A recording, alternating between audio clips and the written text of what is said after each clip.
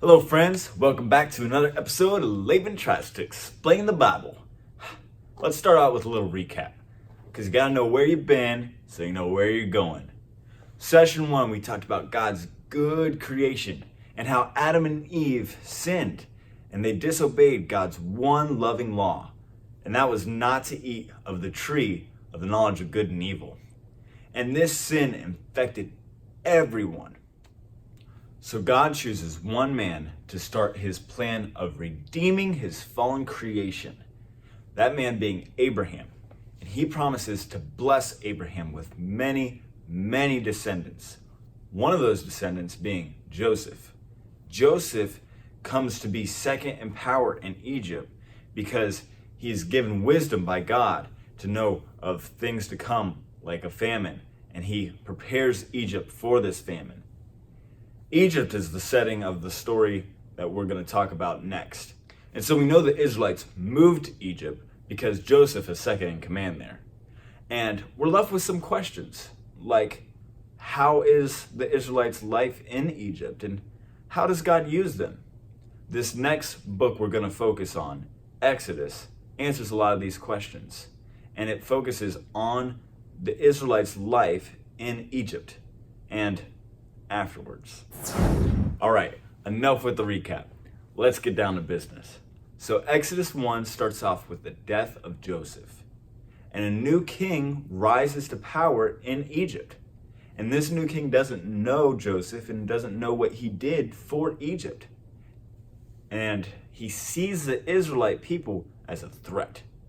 And so this new king forces the Israelite people into doing manual labor. Basically, he just makes them slaves. And we know this oppression didn't stop the Israelites from multiplying and growing. And ultimately, they became more threatening to the king. And so he ordered that every firstborn son, every son that was born, be murdered. And this is the conditions that our main character, Moses, was born under. He was born under this oppression, and they were scared because Moses was born and he was a boy, obviously, and so they hid him when he was very young. And when he got older, they put him into the Nile, hoping that someone would find him and he would live and he would be able to be taken care of. And the person who finds him, ironically, is Pharaoh's daughter, the king's daughter. And the king's daughter wants to keep him, wants to take care of him. And so Moses is raised up in the palace with royalty. Now Moses, being an Israelite, sees the oppression of his people as he grows older. And he sees an Egyptian beating an Israelite. And he tries to stop it, and he ends up killing the Egyptian. And he gets scared and he flees Egypt. And he goes to the land called Midian. And in Midian, he builds up a life for himself. He has a wife and a son, and he has a good job taking care of the sheep of his father-in-law. And one day, while he's taking care of sheep, he sees a burning bush out in the distance. And he goes closer, and the Lord speaks to him from the burning bush. And he gives him instructions. He tells him to go back to Egypt, back to the land where he was probably going to be killed because of what he did. And he tells him to go back to Egypt and to tell Pharaoh, tell the king, to release his people, God's people. And Moses is scared, and he gives all these excuses why he can't do it. But God ultimately, he gets his way, and Moses goes back to Egypt. And Moses goes up to Pharaoh with Aaron, his brother. And he goes up to Pharaoh and he says, "Let my people go." Pharaoh doesn't like that. So he makes work on the Israelites harder. And he makes them build without using straw for their bricks. That's like trying to make a cake without flour or sugar. That's pretty hard to do. And so he makes work on the Israelites harder. Doesn't matter. God is not going to give up on his people, because he has heard their groans and their affliction. And so God sends 10 plagues to make Pharaoh release his people and to also prove that God is the only God, not the gods of Egypt, which are just idols. The 10 plagues were turning the Nile to blood, frogs, gnats, tons of gnats, ugh, I hate gnats, flies, the killing of livestock, boils on skin,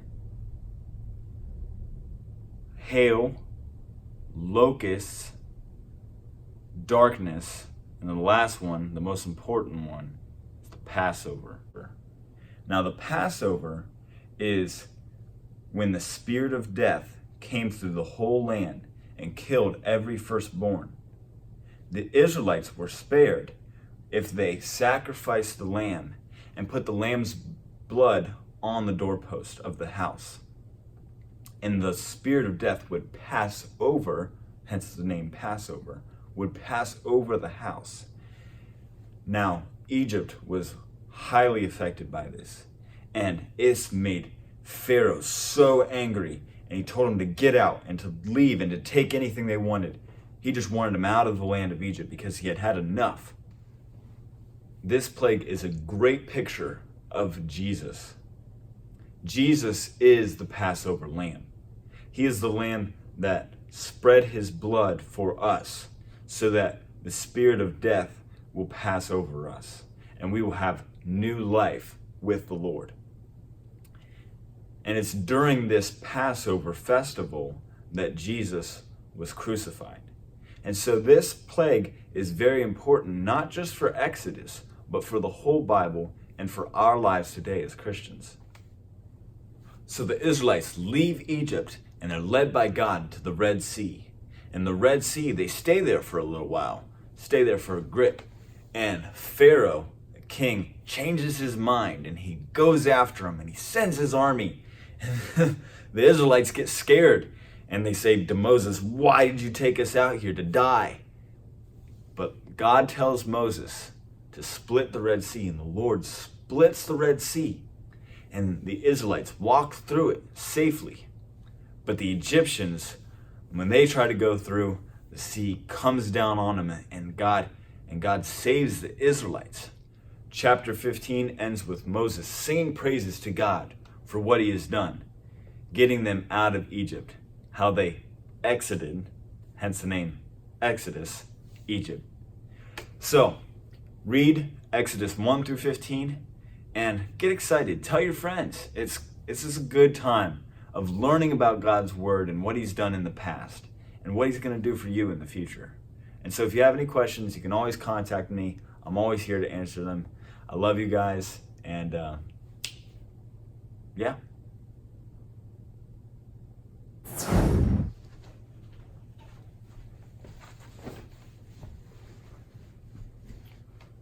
Durag Denny here, what's up? Man, I was in Egypt with them plagues, man. Those frogs, those gnats, the flies. Man, I hate flies. Oh, it's so annoying. But the worst of them all was the locust. Man, locusts are so loud. Ridiculous. I never experienced anything like that before. Oh, man. You know what? The darkness, oh man, it was so dark, I couldn't even see my hand in front of my face. And it was noon, right in the middle of the day. It's ridiculous. But I tell you what, God used Moses and they got out of Egypt. I wouldn't want to mess with God. I'd follow him if I were you. Man, that's a powerful God. I'm sure glad he's on my side. You know what I'm saying? Yeah. Direct Denny. And they go and they